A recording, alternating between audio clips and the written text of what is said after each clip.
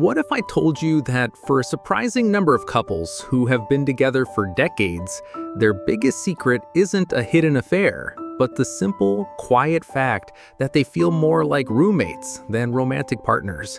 It's a silent reality in so many homes. Hello, and welcome. My name is Dr. David, and as a wellness expert who has worked with families for over 20 years, I've seen this firsthand. Today, we're going to gently pull back the curtain on this delicate topic.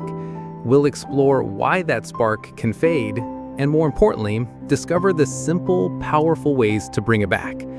And be sure to stay with me, because in our final section, we'll touch on a subject many couples over 50 are hesitant to even whisper about, but it could hold a surprising key to deeper connection. The emotional Grand Canyon in the bedroom. Imagine this scene. It's 8 p.m. on a Tuesday. A husband and wife are in the same living room. He's in his favorite armchair scrolling through news on his tablet, and she's on the sofa watching a home renovation show. The only sounds are the television and the occasional tap of a finger on a screen. Later, they'll go to bed. They'll sleep in the same bed under the same covers, but there might as well be a mountain range between them. They'll turn away from each other, a silent agreement to not disturb the peace. Does this picture feel familiar? As I shared in the introduction, this is the quiet reality for so many couples I've spoken with over the years. They haven't had a big fight, nobody has done anything wrong, but a huge, invisible gap has formed between them. I call it the emotional Grand Canyon. It wasn't created by one big earthquake, it was carved out slowly, day by day, over years of unspoken feelings, misconnections, and the simple, grinding routine of life. So why does this happen? How can two people who have built a life together, raised children, managed the home, weathered storms, end up feeling like strangers in the most intimate part of their lives? A big part of the reason is that we often stop talking. Not about the grandkids or the leaky faucet or who's going to the grocery store. We stop talking about us. And nowhere is that silence more deafening when it comes to physical intimacy. For many of us in the over 50 generation, we were raised with a certain set of unspoken rules. Intimacy was a private, almost obligatory part of marriage. It wasn't something you discussed, analyzed, or expressed needs about. It just happened. But times have changed. We now understand that true intimacy isn't just a physical act. It's one of the most powerful ways we communicate love, trust, and connection. When that communication breaks down, we get a classic, painful misunderstanding. I've heard it from countless men. They might feel a change in their own body or desire, and fearing rejection or failure, they retreat. They think, she's probably not interested anyway. I don't want to disappoint her or embarrass myself, so they pull away. On the other hand, I've heard from so many women who interpret that withdrawal completely differently. They think, he must not find me attractive anymore. He doesn't desire me. She feels invisible and unloved. Now you have two people, both feeling hurt and lonely, lying side by side in the dark, trapped in a cycle of silence. The good news is that building a bridge across this canyon is simpler than you think. It doesn't require grand romantic gestures. It starts with small, intentional actions. Let's talk about a couple of incredibly simple but powerful exercises you can try. First, I want you to consider the 3-minute connection. It sounds almost too simple to work, but the effect can be profound. Every evening, perhaps before you go to sleep, I want you and your partner to put your phones down, turn off the TV, and just sit facing each other. For 3 minutes, you will do two things: hold hands and maintain gentle eye contact. You don't even have to talk for the first minute. Just be present. The simple act of holding hands can lower stress hormones, and making eye contact releases something called oxytocin, the bonding hormone. It's the same hormone that bonds a mother to a newborn baby.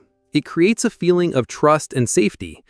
After a minute or two of quiet connection, I want you each to share one thing you appreciated about your partner that day. It can be incredibly small. For example, I really appreciated that you made the coffee this morning. Or thank you for the way you listened when I was talking about my friend. This isn't about flattery, it's about recognition. It tells your partner, I see you, I value you. Let's take a hypothetical couple, John and Sarah. They had been in that roommate phase for years. When they first tried this, it felt incredibly awkward. They hadn't looked at each other in the eyes like that for years and giggled nervously. John's first appreciation was, thanks for, not burning the toast. Sarah laughed and it broke the tension. By the end of the week, their appreciations became more genuine. I loved hearing you laugh today, Sarah said. And John replied, I appreciated that you put my favorite blanket on the couch for me. Little by little, that 3 minutes of intentional connection started to mend the frayed edges of their relationship. It reminded them they were a team. The second bridge builder is reclaiming the dinner table. For so many of us, dinner has become a race to refuel while distracted by the TV, phones, or worries of the day. I want you to try a no screens, no complaints rule for 1 meal a day. It's a time to simply share food and gentle conversation. Talk about something light, a bird you saw in the yard, a funny memory, a plan for the weekend. This small ritual shifts the focus from just eating to actually sharing an experience. It rebuilds the foundation of friendship that all great love stories are built on. Remember, the distance in the bedroom rarely starts in the bedroom. It starts with the silent breakfast, the distracted dinner, and the lack of a simple touch or a knowing glance during the day. By weaving these tiny threads of connection back into your daily lives, you're not just being nice to each other, you are actively rebuilding the emotional intimacy that makes physical intimacy feel natural, safe, and welcome again. You're closing that canyon one small step at a time. Now, as we begin to close that emotional distance, it's also important to address the physical changes that come with age. What happens when a man's body doesn't respond the way that it used to? This is a huge source of shame and anxiety for many, but it doesn't have to be. In the next section, we will talk about this with honesty and compassion, and I'll share some surprising information about how something as simple as your breathing can make a huge difference. When a man's body changes, it's not a failure, it's a signal. All right, let's talk about something that can feel incredibly personal, and for many men, deeply frustrating. As I mentioned at the end of our last section, we're going to discuss what happens when a man's body doesn't respond with the same reliability it once did. The first thing I want every man listening to this to hear is, you are not alone, and this is not a personal failure. For generations, a man's virility was tied directly to his identity. So when things start to change after 50, it's easy for a wave of shame, anxiety, and even embarrassment to wash over you. The natural instinct is to hide it, to make excuses. I'm just tired. I have a headache. I ate too much at dinner. You retreat into silence, hoping the problem will just go away. But let's reframe this. Think of your body like the engine of a classic car you've been driving for over 50 years. It's taken you on incredible journeys, powered through tough conditions, and carried heavy loads. The stress of a career, the worries of raising a family, the financial pressures. After all those miles, is it any surprise that the engine might start to run a little differently? It doesn't mean the car is broken. It means it needs a different kind of care. It needs a tune-up. That change you're noticing isn't a sign of failure. It's a signal from your body asking for a little more attention and a new approach. A huge part of this tune-up involves understanding the powerful connection between your mind and your body. For many men, the issue isn't purely physical, it's psychological. The moment you start worrying about whether you can perform, you trigger your body's fight or flight response. Your heart rate increases, your muscles tense up, and your blood flow is directed away from non-essential functions. And in that moment, your body considers intimacy non-essential. It's a self-fulfilling prophecy. The fear of not being able to perform is exactly what prevents you from doing so. So how do we quiet that anxious part of the brain and get our mind and body working together again? It starts with something you do 20 to 25,000 times a day: breathing. I want to teach you a simple but life-changing technique called 4-7-8 breathing. It's used by everyone from top athletes to therapists to help calm the nervous system on demand. Here's how you do it. Sit or lie down comfortably. Exhale completely through your mouth, making a gentle whooshing sound. Close your mouth and inhale quietly through your nose for a count of 4. Hold your breath for a count of 7. Exhale completely through your mouth, making that whoosh sound again for a count of 8. That's 1 breath. I want you to repeat this cycle 3 to 5 times. Try doing it once in the morning and once before bed. What you're doing is manually resetting your nervous system, telling it that you are safe and there is no threat. When your body is in a calm, relaxed state, blood flows freely and your mind is clear of that performance anxiety. It's a tool you can use anytime you feel stressed, but it's particularly powerful for creating the right internal environment for intimacy. Next, let's talk about a specific physical exercise that can make a tremendous difference. It involves strengthening your pelvic floor muscles. You might have heard of Kegel exercises, but many men think they are just for women. That's a myth. These muscles are crucial for both bladder control and physical responsiveness. Finding them is easy. The next time you are using the restroom, try to stop the flow of urine midstream. The muscle you just squeezed, that's it. The exercise is simple. Squeeze that muscle and hold it for 3 to 5 seconds while breathing normally, then relax completely. That's 1 repetition. Try to do a set of 10 repetitions 2 or 3 times a day. You can do them anywhere, while sitting at a desk, watching TV, or waiting in line at the store. No one will know you're doing them. Over several weeks, consistently doing these simple exercises can lead to a noticeable improvement in control and stamina. Think of it as taking a specific part of your body to the gym. Your diet plays a role too. I'm not talking about a drastic, restrictive diet. It's about making smart, gentle choices. Foods that are good for your heart are also good for circulation everywhere else in your body.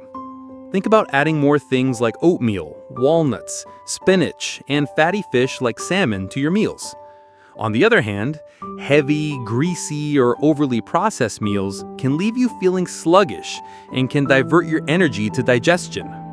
A light, nourishing meal like some grilled chicken with roasted vegetables can make you feel energized and ready for connection, not ready for a nap. Finally, the most powerful tool in your entire toolbox is communication. As we discussed in the first section, silence is what builds that canyon between two people. Hiding this struggle from your partner is the loneliest thing you can do. It's also often unnecessary. The woman who has loved you for decades is your partner in life, and that includes this part of life as well. Finding the words can be hard, so here's a gentle way to start the conversation. Honey, I want to talk about something that's been on my mind.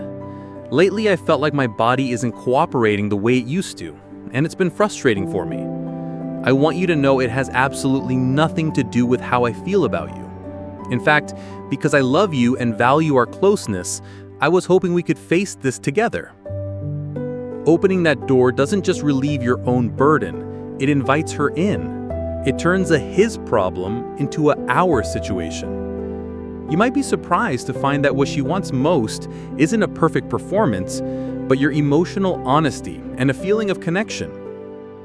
In our next section, we're going to look at this from her perspective. Because just as men are often silent about their struggles, women are often silent about their needs and desires.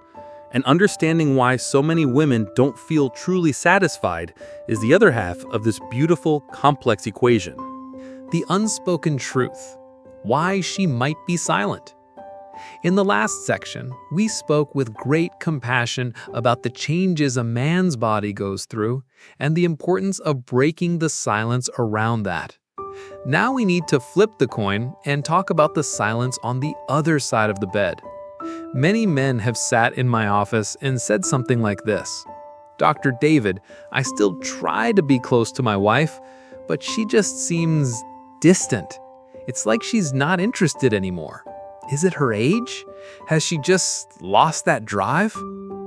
This is one of the biggest and most painful misunderstandings in long-term relationships.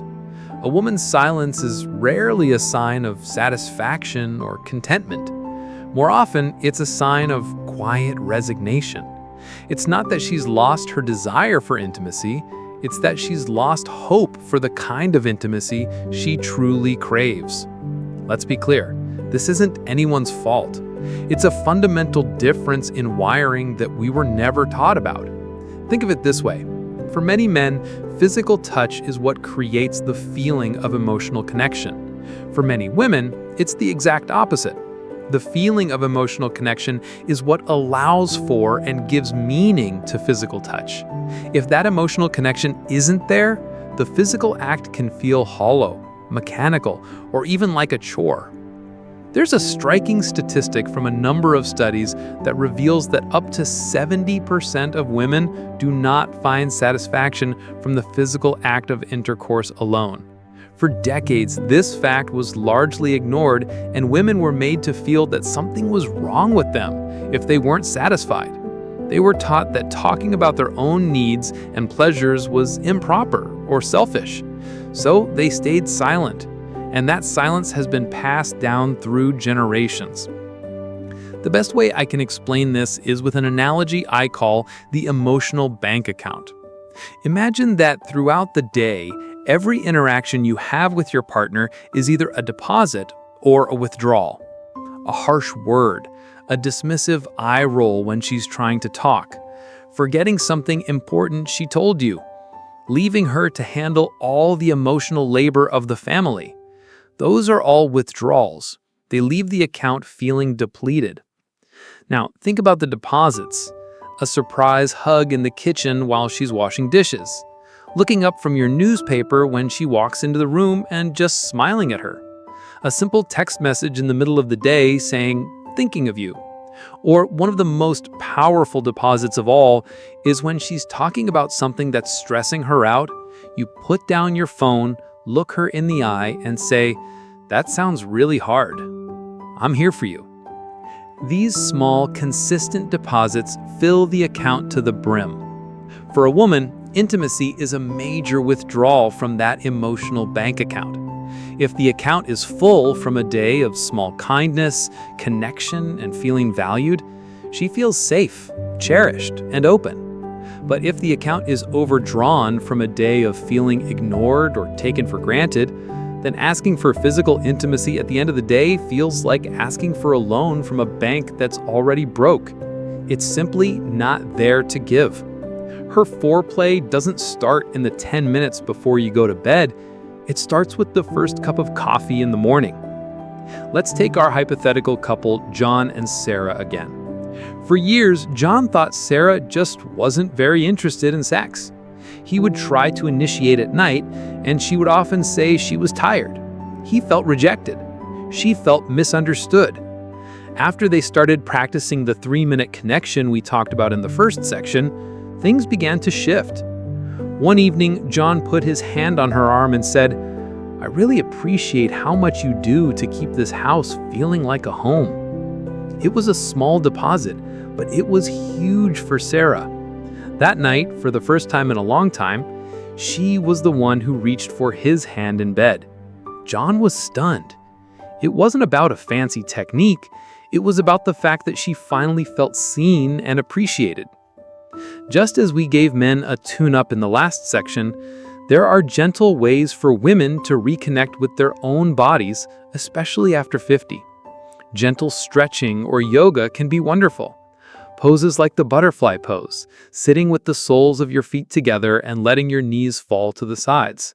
Or the bridge pose, lying on your back and lifting your hips, are not about intense exercise.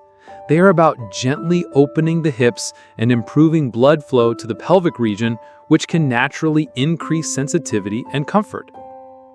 Food can also play a nurturing role. Eating light, vibrant foods like fresh fruit, leafy green salads, or a warm bowl of soup can make you feel good from the inside out. A calming cup of chamomile tea in the evening can help relax both the mind and the body, creating a more receptive state for connection. Finally, we have to talk about a very common, very normal physical change: vaginal dryness. Due to hormonal shifts, this is a reality for many women after menopause. It can make intimacy uncomfortable or even painful. Please hear me when I say this. This is not a roadblock. It is simply a detour that requires a new map. A high-quality water-based lubricant is not a sign of a problem. It is a smart and compassionate solution. Think of it like using reading glasses. As your eyes change, you get glasses to help you see clearly. As your body changes, you use a lubricant to ensure comfort and pleasure. It's a simple, no-shame tool that can transform the physical experience for both of you. The most important takeaway from this section is to let go of blame. A man isn't wrong for having a more direct path to desire, and a woman isn't wrong for needing emotional connection first. It's like you were both given a map to a beautiful destination, but the maps were written in two different languages. The goal is to sit down together and learn to read each other's maps with patience, curiosity, and love. Now that we've explored the emotional and physical landscapes for both partners, let's talk about a very practical element: timing. Most of us are locked into a routine that may actually be working against us. In the next section, we'll uncover the ideal time of day for connection, and you might be very surprised to learn it's probably not when you think. The best time for intimacy? The surprising truth about morning. For as long as most of us can remember, intimacy has been relegated to one specific time of day: late at night. It's the last thing on the to-do list, squeezed in after the dishes are done, the doors are locked, and the day has finally, mercifully, come to an end. But let's take an honest look at what we're actually bringing to the bedroom at 10:30 p.m. We're bringing physical exhaustion from a long day. We're bringing mental clutter, worries about our kids, our finances, our health. Our bodies are tired, our minds are buzzing, and often all we truly crave is the oblivion of sleep. We lie down next to the person we love most in the world, and we offer them the leftovers of our energy. What if we've been getting it all wrong? What if the best time for connection isn't at the end of the day, but at the very beginning? Few people realize this, but for men, their testosterone levels, the primary hormone linked to libido, are at their absolute peak in the morning. They naturally wake up in a state where their body is more primed and responsive for physical intimacy. On the flip side, women often wake up with lower levels of the stress hormone cortisol. Their minds are not yet cluttered with the day's anxieties. They are in a softer, more receptive state. From a purely biological standpoint, morning is when a man's body is most ready and a woman's mind is most at peace. It's the perfect hormonal handshake. But beyond the biology, think about the emotional quality of morning intimacy. Late-night encounters can sometimes feel heavy, pressured, or goal-oriented. Morning connection, however, feels different. It's often slower, gentler, and more about shared warmth and affection than a race to the finish line. It feels less like a performance and more like a beautiful, unhurried way to start the day together. It sets a positive tone that can ripple through the rest of your day, making you feel more connected and on the same team as you tackle whatever comes your way. I remember a woman, let's call her Carol, who shared a wonderful story with me. She and her husband had fallen into that roommate trap we talked about in the first section. Intimacy had become a rare and slightly awkward event. One day, she listened to this advice and decided to try something different. Instead of jumping out of bed when the alarm went off, she just rolled over and snuggled up to her husband. She didn't have any expectations. She just wanted to feel close. He was surprised at first, but then he wrapped his arms around her. They just lay there for a few minutes, quietly holding each other. She told me, "Dr. David, that little bit of morning cuddling did more for our marriage than any fancy dinner ever did. Some days it just stays as a cuddle, and that's lovely. But other days, well, you know. It's like we're starting the day by reminding each other that we come first, before the world gets its hands on us." Her story perfectly captures the magic of morning connection. It's not always about a full physical encounter. It's about prioritizing intimacy in all its forms. So, how can you make this shift practical? I'm not suggesting you need to set your alarm an hour earlier. It's about small, intentional changes. First, try a 10-minute tarry. When the alarm goes off, resist the urge to immediately leap out of bed. Give yourselves just 10 extra minutes. Use this time not for checking your phone, but for connecting. It could be a simple, full-body hug. It could be whispering good morning to each other. It could be gently stroking your partner's back. This small investment of time can yield huge emotional returns. Second, prepare your environment the night before. If a cluttered bedroom stresses you out, take 5 minutes to tidy up before you go to sleep. Lay out your clothes for the next day. This removes some of the morning rush and creates a more peaceful, inviting space to wake up in. Third, think about a gentle warm-up for your body. Before you even get out of bed, you can do simple stretches. Point and flex your toes to get blood moving. Gently pull your knees to your chest one at a time to release your lower back. These simple movements wake up your body and can make you feel more alive and present. Finally, consider what you're putting into your body. As we've discussed, a light, nutritious breakfast supports your body's natural rhythms. Something as simple as a bowl of oatmeal with berries or a hard-boiled egg provides sustained energy, unlike a sugary pastry that leads to a crash. Shifting your routine from night to morning might feel a little strange at first, but I encourage you to think of it as an experiment in rediscovering each other. It's about giving each other the best of yourselves, your rested bodies, and your clearest minds, instead of the tired leftovers. By creating this space for connection in the morning, you're sending a powerful message to each other. You are my priority. Our connection is the most important way to start the day. And that feeling can carry you through everything else. Now, as we explore all these different facets of intimacy, there is one specific act that remains a sensitive, often whispered about topic, especially for our generation.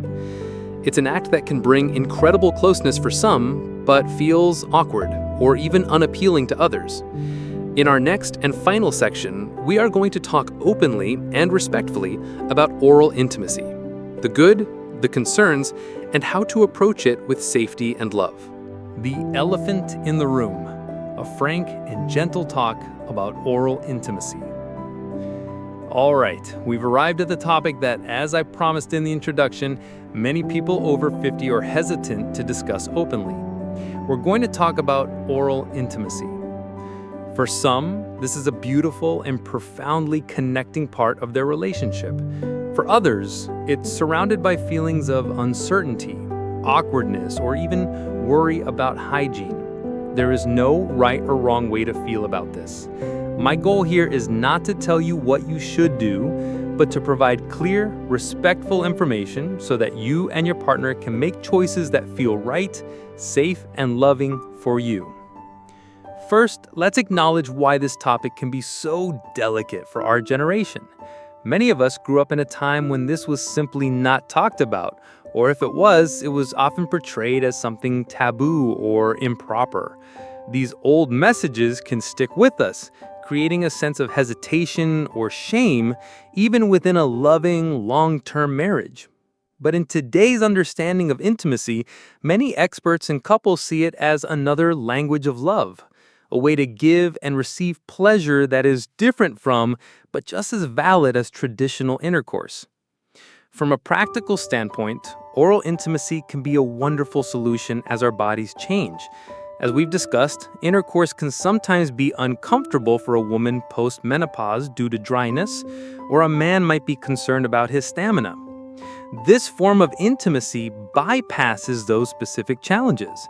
It allows for closeness, pleasure, and climax without the pressure or potential discomfort of intercourse. For many women, in fact, this type of stimulation is a much more direct and reliable path to satisfaction, which can build her confidence and deepen the couple's overall intimate connection. It can be an incredibly selfless and loving act, focused entirely on the pleasure of one's partner. However, the main hurdle for many is the concern about cleanliness and hygiene. This is a completely valid and important consideration. No one can feel relaxed and open if they're worried about this aspect. The good news is that ensuring good hygiene is simple and straightforward. It doesn't require harsh chemicals or complicated routines. The key is gentle, regular care. For both men and women, washing the genital area with warm water and a mild, unscented soap is perfectly sufficient. In fact, for women, it's very important to avoid douching or using harsh perfumed soaps inside the vagina. The vagina is a brilliant self-cleaning organ, and these products can disrupt its natural pH balance, which can ironically lead to irritation or infection. A gentle wash of the external area, the vulva, is all that's needed. This simple act of washing before intimacy can remove any anxiety about hygiene and allow both partners to fully relax and enjoy the experience. Diet also plays a subtle but interesting role. You may have heard that certain foods can affect the way your body smells and tastes. While you don't need to drastically change your diet, it's a fun fact that foods rich in chlorophyll, like parsley and celery, and hydrating fruits like pineapple and melon, are thought to promote a milder, more pleasant natural scent. On the other hand, strong substances like coffee, alcohol, and certain spices can have the opposite effect. This isn't a rule, just a small piece of information that some people find helpful.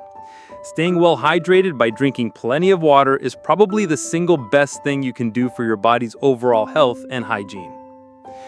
Now we come to the most important part, communication. This is not something that should ever be sprung on a partner or assumed. Because of the sensitive nature of this act, it requires a foundation of absolute trust and an open, gentle conversation. If this is something you are curious about introducing into your relationship, you can't just go for it. You have to talk about it first, outside of the bedroom, in a neutral and relaxed moment. You could start the conversation with something like this.